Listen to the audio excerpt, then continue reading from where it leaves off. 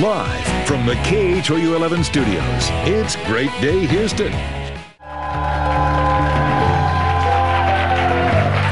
Welcome back to Great Day Medical Monday. Question for the audience. How many of you have ever taken antibiotics? Raise your hand. Yeah? Okay, every one of us. They certainly serve their purpose, but many of us are not aware of the side effects that could linger for a lifetime. My next guest went to the Hotze Health and Wellness Center and finally got relief from the antibiotics she had taken decades ago. Here to explain the connection, welcome back Dr. Stephen Hotze and happy patient Kandice.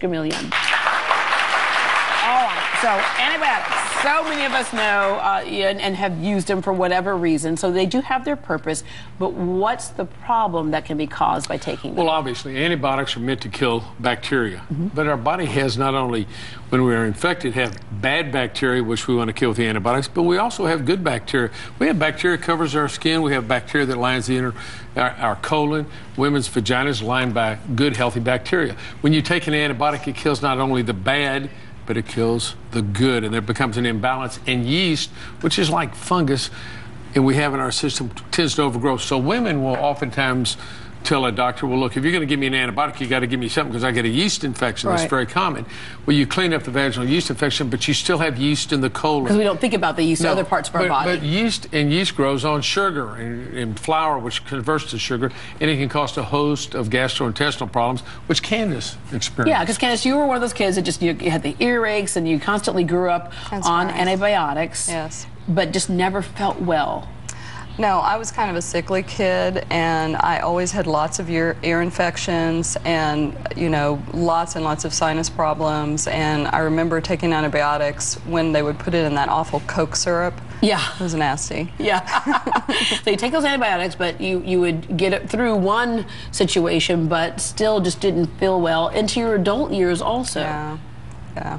Well, what really did it was I had a doctor who noted a yeast infection in my esophagus and still gave me the antibiotic for H. pylori because he thought I had that my problems were due to an ulcer. And my whole digestive system just took a nosedive after that. So this is where we kind of connect the dots. And if one part of the body starts shutting down, then it starts the next part of the body, the next part of the body. Right. Did you feel like you were like slowly dying? I just didn't know what was wrong with me, and I mentioned to him that, you know, this has something to do with what I'm eating, and he actually said to me, no, your gastrointestinal system has nothing to do with what you eat.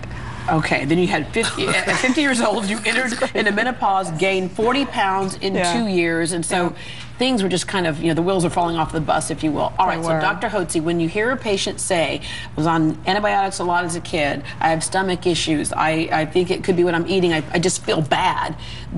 Instead of medicating her symptoms, where's the first place you go? You're going to treat the underlying problem, the cause, which is yeast. So you have to go on a yeast-free eating program, which is a healthy program.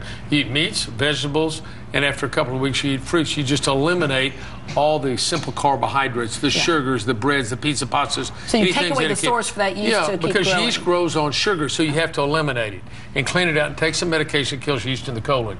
That's really critical. And you can clear up all these gastrointestinal problems so you don't have to take Nexium every day for the rest of your life. Yeah, again, treating a symptom. Yeah, treating a symptom. So, which unfortunately most doctors do, and it's really sad that your gastroenterologist, after you tell him that when I eat certain foods I feel badly, goes like, well, foods have nothing to do with your digestive system. What is the digestive system about? It's about foods. And people have food allergies. So that's conventional medicine is so blind to the fact the adverse effect of certain foods, how one person's meat can be another person's poison. What I might eat with impunity, you might eat and make you deathly sick.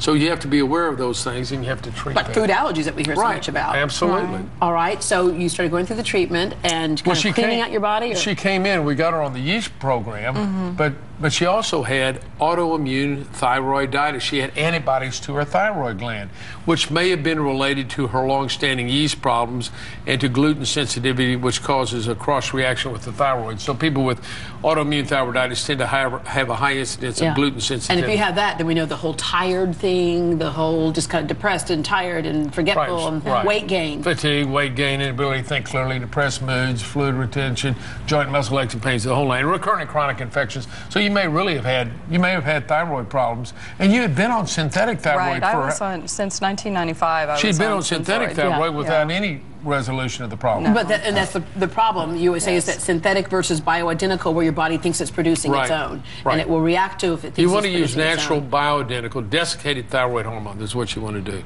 rather than the synthetic. How do you And feel actually, today? in my case, I ended up going on the Hotze 2%. Good. Because I just couldn't tolerate enough of the desiccated to be able to get where I needed to be. And So the we have to Hotze make adjustments. Some so patients, great. depending on what they can tolerate. How do you feel today compared to how you had felt? Oh, night and day. I mean, I just, you know, I was irritable and cranky and tired and felt like crap all the time, and my moods were all over the place. And I was just asked my husband yesterday, honey, don't you think I'm nice and on an even keel now? And he said, no.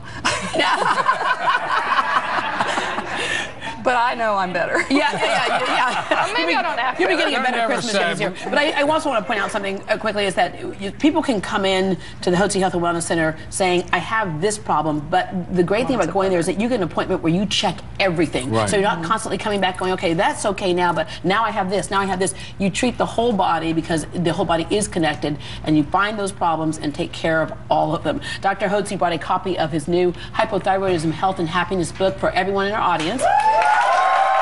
For those of you at home, you can order your free copy from thyroidanswer.com/GDH, but you must pay shipping and handling. You can also join Dr. Hotze for a complimentary webinar on how to set and achieve your health goals next Wednesday, December 18th at noon. Visit HotzeHWC.com to register. And it's really interesting, because when you go to their center, you become a partner in your health. I mean, you sign an agreement that I'm going to help you help me. And if you'd like more information on Hotze Health and Wellness, you can call this number. It's 281-698-8698, 281-698-8698. Thank you very much. You're welcome. If you're looking to bring that youthful glow back to your